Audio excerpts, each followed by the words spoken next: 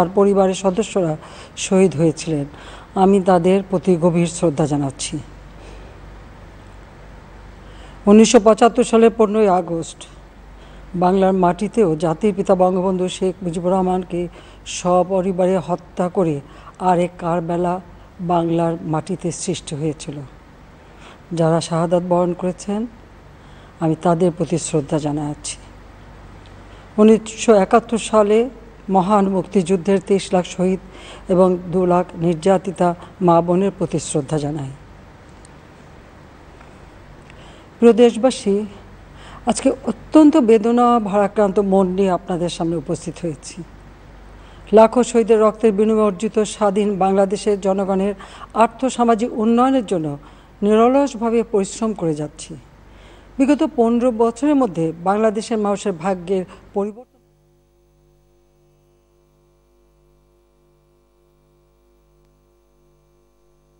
ব্যবহার এবং মানুষের মৌলিক চাহিদা পূরণ করতে অন্ন, বস্ত্র, বাসস্থান, চিকিৎসা, শিক্ষার ব্যবস্থা করে জনগণকে উন্নত জীবন দেওয়ার যাত্রা শুরু করেছি।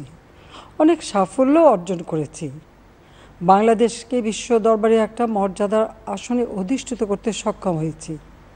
তারপরও আমাদের আরও অনেক দূর যেতে হবে।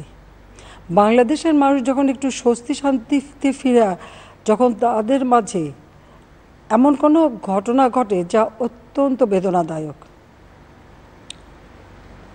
2018 সালে ছাত্র সমাজের আন্দোলনে পরিপ্রেক্ষিতে সরকার সরকারি চাকরিতে কোটা প্রথা বাতিল করে একটা পরিপত্র জারি করে। পরবর্তীকালে মুক্তিযোদ্ধাদের পক্ষ থেকে কোটা বহাল রাখার পক্ষে উচ্চ আদালত 2018 সালে জারি করা সরকারের পরিপত্র বাতিল করে দেয়।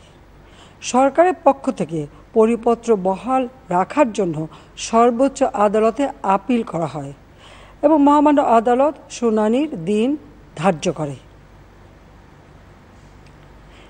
এ সময় ছাত্ররা কোটা সংস্কারের দাবি নিয়ে আবারও আন্দোলন শুরু করে। এই আন্দোলনের শুরু থেকেই সরকার যথেষ্ট ধৈর্য ও সহনশীলতা প্রদর্শন করেছে, বরং আন্দোলনকারীদের নিরাপত্তা নিশ্চিত করার ক্ষেত্রে পুলিশ সহযোগিতা করে। মহামান্য রাষ্ট্রপতির কাছে যখন আন্দোলনকারীরা স্মারকলিপি প্রদান করার ইচ্ছা প্রকাশ করে, সেক্ষেত্রে তাদের সুযোগ করে দেওয়া হয় এবং নিরাপত্তারও ব্যবস্থা নেওয়া হয়। অত্যন্ত পরিতাপের বিষয় হলো কিছু মহল এই আন্দোলনের সুযোগটা নিয়ে অনাকাঙ্ক্ষিত উচ্চাবিলাস চরিতার্থ করার সুযোগ নিয়ে সন্ত্রাসী কর্মকাণ্ডে লিপ্ত হয়। এর ফলে এই কোমলমতি শিক্ষার্থীদের আন্দোলনকে ঘিরে যে সকল ঘটনা ঘটেছে তা খুবই বেদনাদায়ক ও দুঃখজনক। অহেতুক কতগুলি মূল্যবান জীবন ঝরে গেল। আপনজন হারাবার বেদনা যে কত কষ্টের তা আমার থেকে আর কে বেশি জানে। যারা মৃত্যুবরণ করেছে তাদের আত্মার মাগফিরাত কামনা করছি। পরিবারের সদস্যদের প্রতি গভীর সমবেদনা জানাচ্ছি। আমি প্রতিটি হত্যাকাণ্ডের নিন্দা জানাই। যে সকল ঘটনা ঘটেছে তা কখনোই কাম্য ছিল না। চট্টগ্রামে সন্ত্রাসীরা বহুতল ভবনের ছাদ থেকে ছাত্রদের হত্যার উদ্দেশ্যে নির্মমভাবে নিচে ছুঁড়ে ফেলে দিয়েছে। অনেক ছাত্রের হাত পায়ের রগ কেটে দেয়, তাদের উপর লাঠি পেটা ও ধারালো অস্ত্র দ্বারা আঘাত করে। একজন মৃত্যুবরণ করেছে, অনেকে মৃত্যুর সাথে পাঞ্জা লড়ছে। ঢাকা, রংপুর এবং রাজশাহী বিশ্ববিদ্যালয়ের উপাচার্যের বাসভবন ও ছাত্রছাত্রীদের আবাসিক হলে অগ্নিসংযোগ ও ভাঙচুর করা হয়। সাধারণ পথচারী, দোকানিদের আক্রমণ, এমনকি রোগীবাহী অ্যাম্বুলেন্স চলাচলে বাধা প্রদান করা হয়। মেয়েদের হলে ছাত্রীদের উপর আক্রমণ করা হয়েছে এবং লাঞ্ছিত করা হচ্ছে। আবাসিক হলে প্রবোজদের হুমকি দেওয়া হয় এবং আক্রমণ করা হয়েছে। শিক্ষকদের উপর চড়াও হয়ে তাদের গায়ে হাত তোলা হয়েছে। আমি বিশ্বাস করি যারা কোটা সংস্কার আন্দোলনে জড়িত তাদের সাথে এই সকল সন্ত্রাসীদের কোনো সম্পর্ক নেই, বরং সন্ত্রাসীরা এদের মধ্যে ঢুকে সংঘাত ও নৈরাজ্যকর পরিস্থিতির সৃষ্টি করছে। এই ধরনের ঘটনার সঙ্গে যারা জড়িত তাদের চিহ্নিত করে উপযুক্ত শাস্তির ব্যবস্থা করা হবে। যারা হত্যাকাণ্ডের শিকার হয়েছে তাদের পরিবারের জন্য জীবন জীবিকা নির্বাহের ক্ষেত্রে যে সহযোগিতা দরকার তা আমি করব। আমি দ্ব্যর্থহীনভাবে ঘোষণা করছি, যারা হত্যাকাণ্ড, লুটপাট ও সন্ত্রাসী কর্মকাণ্ড চালিয়েছে, এরা যেই হোক না কেন, তারা যেন উপযুক্ত শাস্তি পায় সে ব্যবস্থা নেওয়া হবে। আমি আরও ঘোষণা করছি, হত্যাকাণ্ড সহ যে সকল অনভিপ্রেত ঘটনা ঘটেছে, সুষ্ঠু ও ন্যায় বিচারের স্বার্থে সে সকল বিষয় বিচার বিভাগীয় তদন্ত করা হবে। কাদের উস্কানিতে সংঘর্ষের সূত্রপাত হলো, কারা কোন উদ্দেশ্যে দেশকে একটি অরাজক পরিস্থিতির দিকে ঠেলে দিল, তা তদন্ত করে বের করা হবে।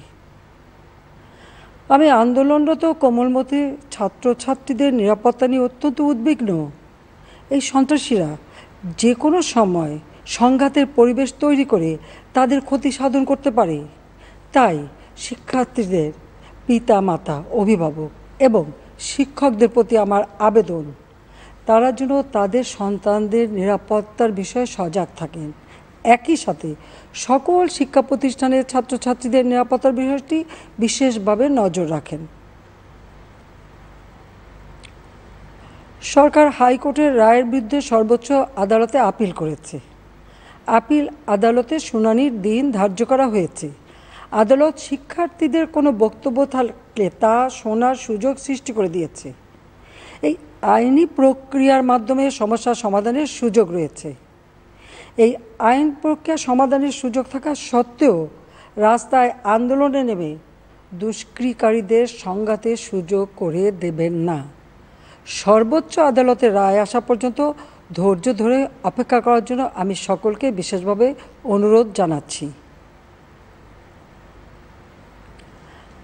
আমার বিশ্বাস, আমাদের ছাত্র সমাজ উচ্চ আদালত থেকে ন্যায় বিচারই পাবে, তাদের হতাশ হতে হবে না।